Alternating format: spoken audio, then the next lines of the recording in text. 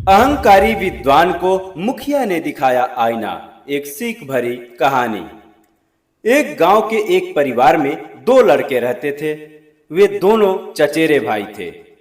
एक का नाम ज्ञान सिंह और दूसरे का विज्ञान सिंह था। परंतु इन दोनों की बुद्धि उनके नाम के विपरीत थी। पढ़ने लिखने में दोनों बहुत ही कमजोर थे। उनकी पढ़ाई को लेकर दोनों के माँ बाप बहुत चिंतित रहते थे। एक दिन गांव के ही किसी सदस्य ने ज्ञान सिंह तथा विज्ञान सिंह के माँ बाप को यह सलाह दी कि दोनों बच्चों को आप लोग हरिद्वार क्यों नहीं भेज देते, ताकि वहां पर उन्हें अच्छी शिक्षा मिल सके। ग्रामीण की सलाह पर दोनों के माँ बाप ने ज्ञान सिंह और विज्ञान सिंह को अच्छी शिक्षा देने के लिए हरिद्वार भेज दिया। दोनों ने हरिद्वार में रहकर कुछ वर्षों तक अध्ययन किया। अध्ययन के बाद उन दोनों ने अच्छी शिक्षा ग्रहण कर विद्वता प्राप्त कर ली। अब वे दोनों एक अच्छे विद्वान बन चुके थे। समय के साथ साथ उन दोनों में अपनी विद्वता को लेकर एक दूसरे से प्रतिस्पर्धा हो गई। अब दोनों को ही अपनी विद्वता पर बहुत घमंड हो चुका था। वे जहां भी जाते वहां पर दोनों खुद को श्रेष्ठ और दूसरे को नीचा दिखाने की कोशिश करते थे। धीरे धीरे दोनों एक दूसरे से ईर्ष्या करने लगे। दोनों विद्वानों के बीच बढ़ते मतभेद को देखकर उनके गुरुजनों ने भी उन्हें बहुत समझाया, परंतु समझाने का कोई असर नहीं पड़ा। दोनों स्वयं को ही श्रेष्ठ मानते थे। जब उनकी शिक्षा दीक्षा पूर्ण हो गई तो उन दोनों को अब अपने गांव लौटना था। इसलिए अगले दिन दोनों ने अपने सामान बांधे और गांव के लिए चल पड़े। चूंकि हरिद्वार से गांव तक का रास्ता बहुत लंबा था, इसलिए चलते चलते रात हो गई। रात के अंधेरे में चलना उचित नहीं था, इसलिए वे दोनों रास्ते में पड़ने वाले एक गांव में ही रुक गए। उस गांव के मुखिया को जब यह पता चला कि उनके गांव में हरिद्वार से दो विद्वान आए हुए हैं, तो मुखिया ने दोनों विद्वानों को अपने घर बुलवाया और उनके रात्रि विश्राम तथा भोजन की व्यवस्था अपने घर पर ही कर दिया। ज्ञान सिंह और विज्ञान सिंह दोनों मुखिया के बुलावे पर उसके घर पहुंचे।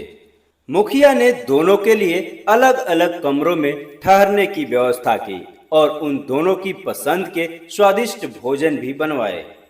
मुखिया सबसे पहले ज्ञान सिंह के पास गया और कुशल क्षेम पूछा तथा बातचीत की। मुखिया ज्ञान सिंह की विद्वता से बहुत प्रभावित हुआ, परंतु अपने अहंकार और ईर्ष्यालु प्रवृत्ति के कारण ज्ञान सिंह ने विज्ञान सिंह को नीचा दिखाने के लिए मुखिया से बोला, विज्ञान सिंह तो केवल नाम का विद्वान है। इतने दिन उसने हरिद्वार में रहकर पढ़ाई की, फिर भी कुछ नहीं सीखा और अब भी वह पूरी तरह से गधा है। मुखिया को ज्ञान सिंह की ये अहंकारी बातें अच्छी नहीं लगी। अब मुखिया दूसरे कमरे में विज्ञान सिंह से मिलने पहुंचा। विज्ञान सिंह ने भी मुखिया को बहुत ही ज्ञानवर्धक बातें बताकर मुखिया को काफी प्रभावित किया। अंततः ज्ञान सिंह की भांति ही विज्ञान सिंह ने भी अपने आप को अधिक विद्वान बताते हुए कहा, मुखिया जी, ज्ञान सिंह को कोई ज्ञान नहीं है। वह एक नंबर का बैल है, उसे तो कुछ नहीं आता। मुखिया दोनों की बातें सुनकर बहुत निराश हुआ। वह सोचने लगा कि ये दोनों इतने बड़े विद्वान हैं, फिर भी एक दूसरे से इतनी ईर्ष्या रखते हैं। कुछ समय बीतने के बाद मुखिया ने ज्ञान सिंह और विज्ञान सिंह दोनों को भोजन के लिए बुलाया। दोनों भोजन के लिए आए और अपना आसन ग्रहण किए।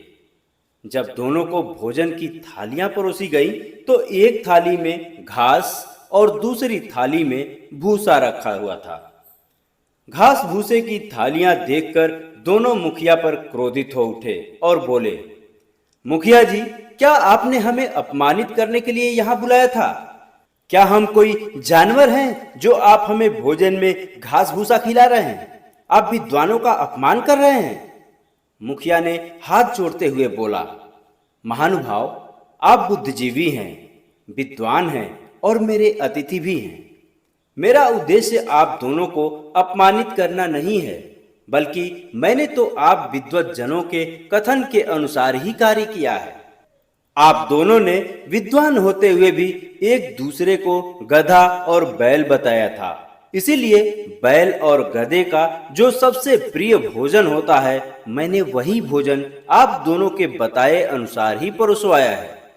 मुखिया की यह बात सुनकर ज्ञान सिंह और विज्ञान सिंह को अपनी गलती का एहसास हुआ और दोनों अपने किए पर शर्मिंदा होते हुए एक दूसरे से माफी मांगी और मुखिया को धन्यवाद देते हुए कहा कि हम अपने विद्वता के अहंकार में थे, परंतु आपने बड़ी सहजता से हमारी आंखें खोल दी, हमारे अंदर पनप रहे दुर्गुणों का एहसास करा दिया।